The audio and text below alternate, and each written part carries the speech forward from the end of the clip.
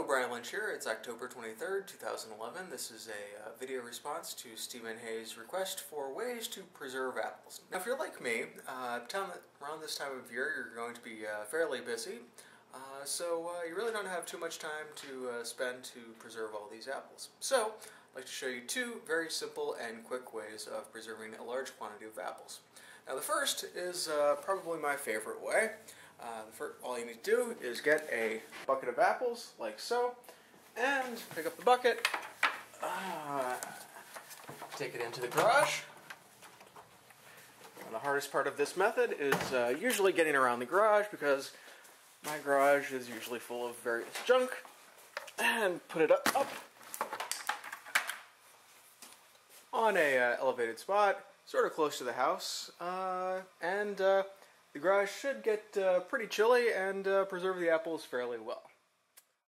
Depending on your location, the garage method might preserve the apples for all the way till spring.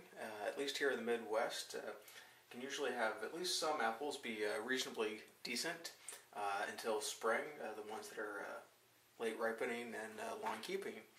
And it works very well.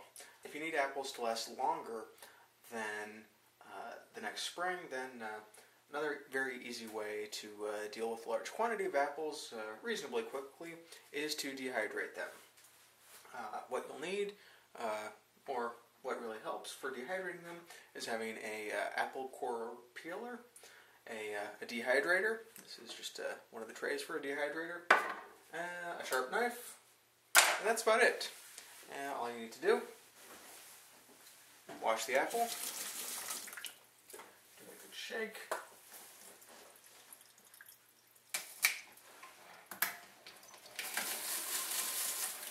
So,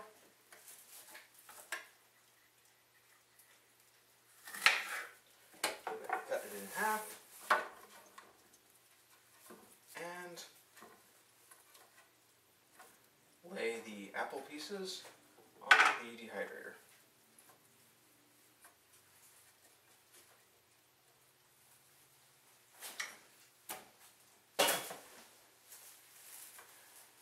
And repeat.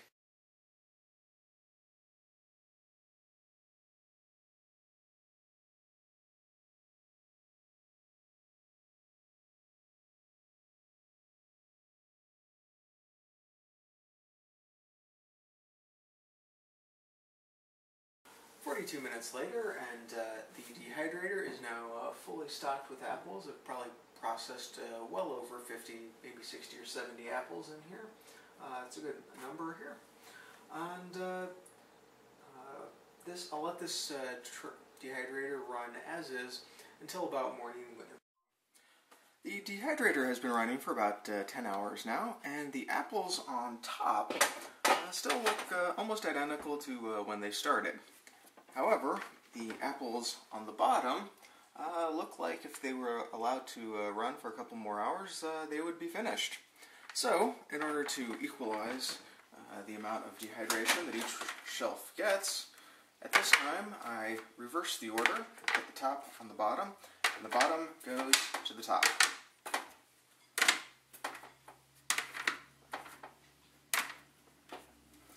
After this, I'll let it run for another 8 to 12 hours, or basically a work day.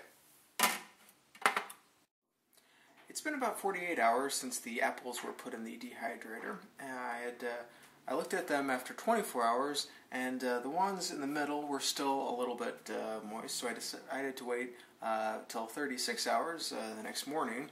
But in the morning I kind of forgot.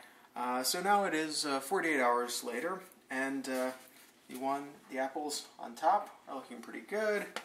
The ones in the middle are also looking good. And of course, the ones on the bottom are looking good. Now, right now they're sort of at a pretty good leathery consistency, but there's still a bit of moisture that could come out. So what I like to do is, since these apples are, they've shrunk considerably, what I like to do is take the apples from 2 or 3 trays and compress them down to 1 or 2 trays.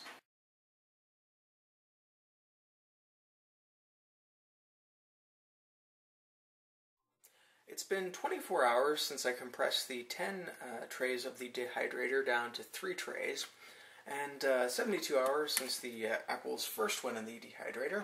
And overall, the apple slices still have a bit of flexibility to them, but they're quite good. Sometimes I like to make the apple slices a little bit more crunchy, and the way I do this is after somebody has been baking something in the oven, I spread out all the apple slices on a cooking sheet and put them in the oven with the oven off, but still hot after somebody was baking something in them, and just leave them there overnight. And they get nice and crunchy, much crunchier than they are right now. And that's how I make apple slices. Overall, from start to finish, it's been about 3 days of time since I first put the apples in the dehydrator, but the amount of time that I've actually spent myself on this process has been probably a little bit less than a minute per apple, which for processing apples is pretty good in my opinion.